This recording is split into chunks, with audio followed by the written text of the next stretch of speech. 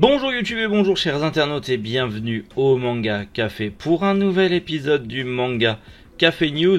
Vous le savez, aujourd'hui 7h du matin, c'est votre seule revue d'actualité quotidienne sur les mangas, les animés et la culture otaku du lundi au vendredi à 7h du mat. Et aujourd'hui, encore une fois, on a plein de nouvelles actus et je peux vous garantir que le programme est ultra croustifondant. Et on commence aujourd'hui avec toutes les nouveautés qui arrivent sur Piccoma en juillet. Le manga Time Paradox Ghost Writer arrive chez Crunchyroll / Kazé. Une nouvelle édition de luxe pour Hokuto no Ken arrive aussi chez Kazé Crunchyroll. La série Netflix Sex Education va être adaptée en manga. L'annulation du manga 8686. Actu en bref avec une soirée spéciale One Piece, un coffret Chainsaw Man, mais également les premiers visuels de l'adaptation live action de Yu Yu Hakusho. Et pour finir, les sorties manga du jour. Allez, Manga Café News, eh bien c'est maintenant. Toute l'actualité de la plateforme Piccoma en juillet. Il y a plein de nouveautés sur Piccoma. Notamment maintenant vous pourrez lire vos mangas directement via votre ordinateur. Et ça c'est plutôt cool pour ceux qui aiment lire justement sur PC portable ou PC fixe. Également Japan Expo, voilà, Piccoma était partout présent sur cette Japan Expo. Et ça c'est plutôt cool, ça a donné beaucoup de visibilité à la plateforme. Et un partenariat avec les éditions Glénat, qui va Piccoma va proposer dans son catalogue beaucoup de séries phares des éditions Glénat, notamment One Piece, Tokyo Revenger, Sakamoto Days, donc c'est plutôt cool. Et de nouveaux webtoons ont aussi été annoncés sur la plateforme. Tout d'abord, L'Envol, un Josei qui est actuellement en 7 volumes papier à l'heure actuelle. Alors bien sûr, comme d'hab, c'est une plateforme de lecture en ligne, donc pour l'instant, pas d'édition physique en France. Mais en tout cas, L'Envol, on voit ici Shinobu qui est une assistante mangaka qui un jour, elle qui rêvait de devenir mangaka à succès, va avoir l'une de ses petites œuvres couronnées de succès. Un éditeur lui propose la suite, elle va embaucher un assistant pour l'aider à faire son manga et réaliser son rêve, sauf que malgré sa quarantaine d'années, son mari et ses enfants, elle commence à tomber amoureuse de son jeune assistant tout fraîchement de 22 ans. C'est un Josei, c'est un webtoon, on va dire, de romance, c'est assez particulier. On va suivre, tout simplement l'évolution de Shinobu dans sa carrière de mangaka, la concrétisation de ses rêves, et également, potentiellement, une sorte d'amour interdit avec son jeune assistant. Bon, je suis pas un fan de ce genre d'histoire, mais malgré tout, ça a l'air très humain et c'est intriguant. Peut-être que je vais essayer de lire pour voir, me faire une idée, parce que vu comme ça me tente plutôt pas mal. On a aussi Engrenage, qui est un webtoon d'humour, qui est en 4 tomes au Japon. Pareil, pas d'édition physique en France pour le moment. Et en gros, on va suivre une jeune fille qui n'a pas de pouvoir magique, et qui est un peu la risée de tout le monde, dans un monde de mages. Elle va faire partie en fait d'une sorte de cérémonie spéciale qui va lui donner des pouvoirs. Sauf qu'en fait, les seuls pouvoirs qu'elle va avoir, c'est de faire apparaître des petits engrenages. Donc ça a l'air d'être un pouvoir nul, mais en vrai quand tu te prends plusieurs engrenages dans la tronche, ça doit pas faire du bien non plus. Mais c'est vrai que genre cracher du feu ou faire de la glace, ça doit être mieux. Mais en vrai, pour réparer les horloges, c'est plutôt un pouvoir intéressant. Le manga Time Paradox Ghost Writer arrive chez Crunchyroll aka Kazé. En gros, ça fera partie des premiers mangas à être estampillés Crunchyroll normalement. En tout cas, pour le moment, selon le site de Crunchyroll, ça sera estampillé Crunchyroll. Mais c'est une série du coup en 2 tomes qui va nous parler de mangaka, pas comme à la Bakuman, puisque c'est une série en 2 tomes, où en gros on va suivre un jeune mangaka qui rêve de devenir aussi célèbre que les mangaka qui l'apprécient et être peut-être publié dans le célébrissime Weekly Shonen Jump. Bon, ça sent quand même le manga coup de pub pour le Jump, mais bref, admettons. Et un jour, il va recevoir un Weekly Shonen Jump, mais un Weekly Shonen Jump qui vient du futur 10 ans plus tard. Du coup, est-ce qu'il va copier-coller un manga existant dans 10 ans et en faire le sien ? Affaire à suivre. On rêverait tous de pouvoir avoir des informations de 10 ans dans notre futur pour corriger des erreurs à venir. Bon est-ce que ça va être la même chose ? Je ne sais pas. C'est prévu pour le 12 octobre au prix de 6,99€ pour le premier tome. Comme je vous l'ai dit, il n'y en a que 2. Donc c'est une série courte. À voir, affaire à suivre si c'est un truc assez sympathique. En tout cas, comme je vous l'ai dit, ça devrait être estampillé Crunchyroll. Beaucoup me posent la question, est-ce que la partie 2 de Chainsaw Man sera estampillée Crunchyroll ou est-ce que ça restera casé? Je le répéterai encore une fois, toutes les nouvelles séries casées Crunchyroll seront estampillées Crunchyroll. Les anciennes séries sorties sous casé resteront casées pour que ça garde uniformément au niveau de la frise, qu'il n'y ait pas de changement un peu brut. Il y a 10-15 ans ça se faisait, maintenant les éditeurs ont compris et ne feront plus la même erreur, et tant mieux. On en a déjà parlé et on va en reparler parce que Hokuto no Ken c'est la vie. La version extrême, l'édition extrême, je vous l'avais dit, c'était une rumeur, mais on savait selon les leaks que dans tous les cas c'était pas tellement une rumeur, c'était même sûr qu'on allait avoir cette perfecte édition. C'est bon, c'est officiel, on a les dates. Kazé / Crunchyroll donc ont annoncé cette édition extrême qui sera elle en gros pour fêter les 30 ans de la saga et compilée en 18 tomes. Alors c'est un peu comme la Deluxe qui était déjà sortie chez Kazé, mais beaucoup plus proche que de la Kazenban qu'il y a au Japon. Celle de la précédente perfecte, on va dire, elle était sur la Bunko. Donc là on a vraiment celle de la Kazenban avec page couleur, plein de bonus à l'intérieur, donc ça c'est plutôt cool. On n'a pas de visuel de comment sera l'édition finale et est-ce que ça sera estampillé Crunchyroll ou pas, donc malheureusement on va devoir attendre, mais on va pas attendre trop longtemps puisque le premier tome sort le 12 octobre au prix de 14,99 €. À ce prix là on espère du papier glacé et de la très bonne qualité d'édition.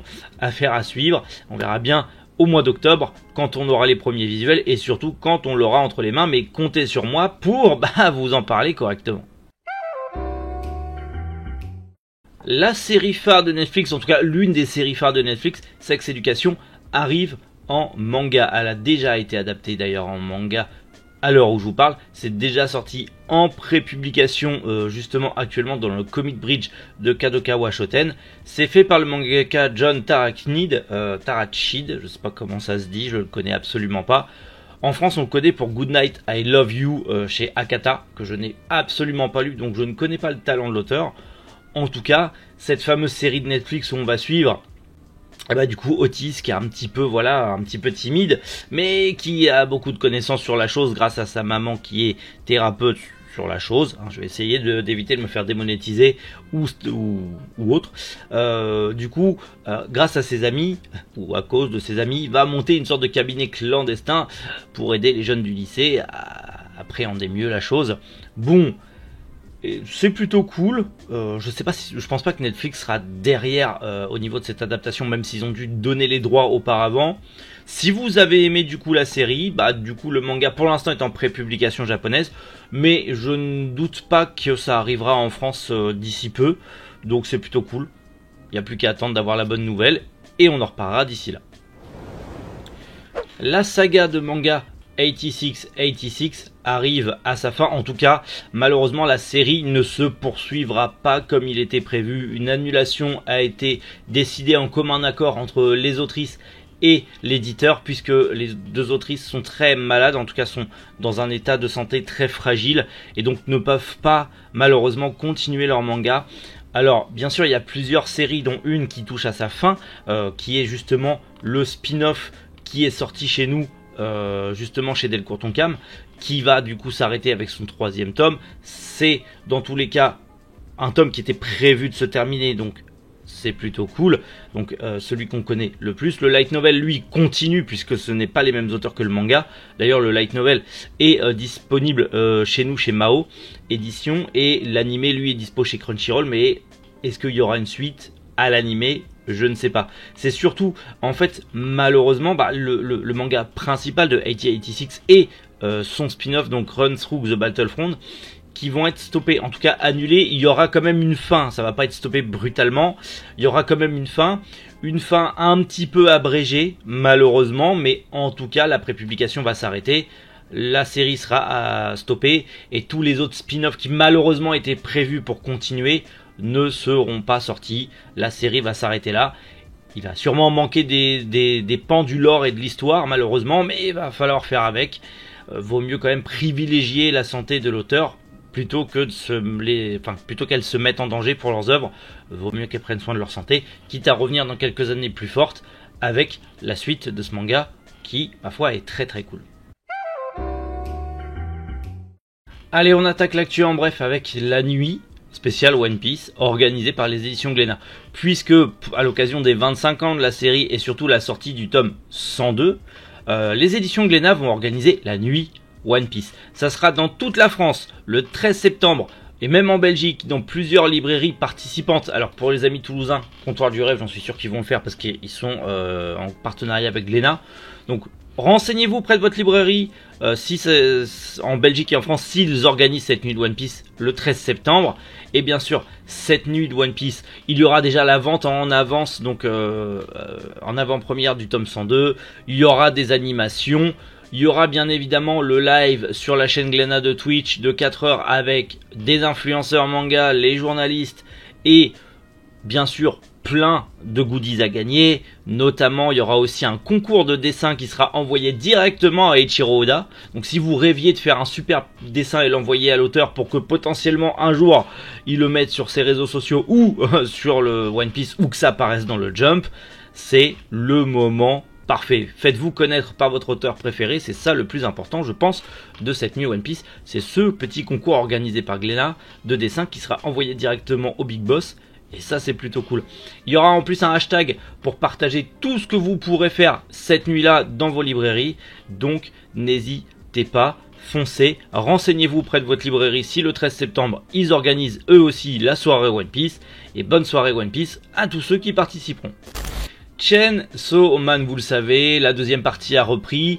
Beaucoup avaient parlé, notamment je l'avais vu sur TikTok, d'un coffret qui existait en Espagne ou en Italie, je ne sais plus précisément, et beaucoup l'avaient acheté pour voir le coffret. Ce coffret arrive en France aux éditions Kazé, pardon, à la fin de l'année. En plus de ça, il y aura 12 ex-libris exclusifs et le roman Buddy Stories qui sera aussi vendu séparément, bien sûr. On a demandé avec d'autres collègues youtubeurs, donc Clem Manga, Wanted et plein d'autres, on a créé un hashtag coffret vide Chainsaw Man, le tout attaché. Partagez-le sur les réseaux sociaux, nous on va lancer la propagande pour que Kazé nous fasse aussi un coffret vide avec les ex-libris, parce qu'il faut pas déconner. C'est aussi cool de penser à tous ceux qui ont l'intégrale de la première partie de Chainsaw Man, les fans de la première heure. Donc, on espère avoir ce petit coffret vide avec ces ex-libris en plus. On croise les doigts, on va faire la propagande et on va tout faire pour que ça marche. Je compte sur vous pour utiliser le hashtag coffret vide Chainsaw Man tout attaché. Allez-y, foncez. Je l'ai mis sur Twitter, je l'ai mis sur tous les réseaux sociaux. On compte sur vous. Je lance la propagande. On veut un coffret vide de Chainsaw Man et surtout les ex-libris. C'est surtout les ex-libris qui m'intéressent en vrai. On a les premières images du live action Yu Yu Hakusho. Beaucoup sont en panique, beaucoup sont en mode oh non, pas Yu Yu Hakusho, s'il vous plaît, faites pas de conneries, s'il vous plaît Netflix, non, pas ça. Bon, c'est joli, ça a l'air de suivre un petit peu nos personnages préférés. Bon, affaire à suivre. On a eu aussi les visuels des acteurs, notamment Takumi Kitamura qui va jouer Yusuke. Bon, ça va, ça me choque pas. Ça a l'air de respecter un petit peu le code couleur et tout ça, donc affaire à suivre. On a aussi, tout simplement Kurama qui a été dévoilé, qui sera joué par Jun Shin-sun. Je ne connais pas cet acteur, donc c'est plutôt cool, ça va. Je suis pas choqué. Enfin, la coiffure de Kurama est très carrée, enfin très très ronde, mais en même temps c'est un live action. Au bout d'un moment, tu peux pas faire ces pics qui partent dans tous les sens. Affaire à suivre. Et celui qui me fait le plus peur, c'est surtout Iei, donc qui est joué par Hongo Kanata. Il n'y a pas vraiment de ressemblance avec Iei. On va voir au niveau de son troisième œil pour la CGI. C'est vrai qu'il y a ce côté un peu froid, un peu voilà, mais Iei n'a pas les yeux bleus, donc je sais pas quoi en penser. En tout cas, ce live action est prévu pour décembre 2023, affaire à suivre. On n'a pas encore vu Kuwabara à l'heure où j'enregistre, donc ça je le partagerai sur Twitter ou sur les réseaux sociaux dans tous les cas. Mais j'ai hâte de voir ça. Kuwabara, c'est un de mes chouchous, donc j'ai hâte de voir qui va jouer Kuwabara. On le voit juste en bas ici, là, ça a l'air d'aller. Bon, le mec a l'air musclé quand même, ça devrait aller, ça va pas être un tout petit, tout maigre. Kuwabara, il est stock quand même. Donc affaire à suivre, on verra bien. Je suis un grand fan de Yu Yu Hakusho, vous le savez. J'espère que ça sera bien adapté, mais malgré qu'il y aura sûrement 2-3 trucs qui vont changer. Malgré tout, j'espère que Yu Yu Hakusho sera respecté et qu'on aura une bonne adaptation. Allez, on passe aux sorties manga du jour. Aujourd'hui, seulement aux éditions Kurokawa sortiront le tome 4 et 5 de la réédition d'Arsène Lupin. Bah, petite sortie manga, oui, mais demain, les copains, demain, il y a Karakuri Circus qui sort, bordel à cul. Oui, je sais, il y en a, ils l'ont acheté à la Japan Expo, ils ont même eu Baki. Je vous aime. Merci d'avoir acheté Karakuri Circus. Merci d'avoir acheté Baki. Merci de nous avoir montré les éditions. Merci de nous avoir rassurés en disant que ces éditions soient belles. Oui, vous attendiez à ce que je râle. Non, grâce à ceux qui les ont achetés d'avance, on sait qu'il y a une putain de qualité derrière et ça me hype encore plus pour les avoir. Donc vivement demain Karakuri Circus et plein d'autres grosses sorties. Mais en tout cas aujourd'hui, on a eu pas mal de bonnes petites news. D'ailleurs, dites-moi, vous allez acheter Arsène Lupin? Parce qu'en vrai c'est ultra cool comme manga. Et quelles ont été les news qui vous ont plu? Qu'est-ce qui vous hype aujourd'hui? Vous allez me dire Karakuri Circus. Oui, d'accord, mais à part ça, qu'est-ce qui vous hype? Dites-moi tout ça en commentaire. Et sinon, comme d'hab, nous, je vous l'ai dit, on se retrouve demain matin 7h. Ça va être un manga café news d'anthologie, je vous le dis, juste pour Karakuri Circus. Oui, bref, prenez soin de vous, passez une excellente journée. Moi, je vais piquer une tête dans la piscine. C'était Méric. Boujou, les internautes.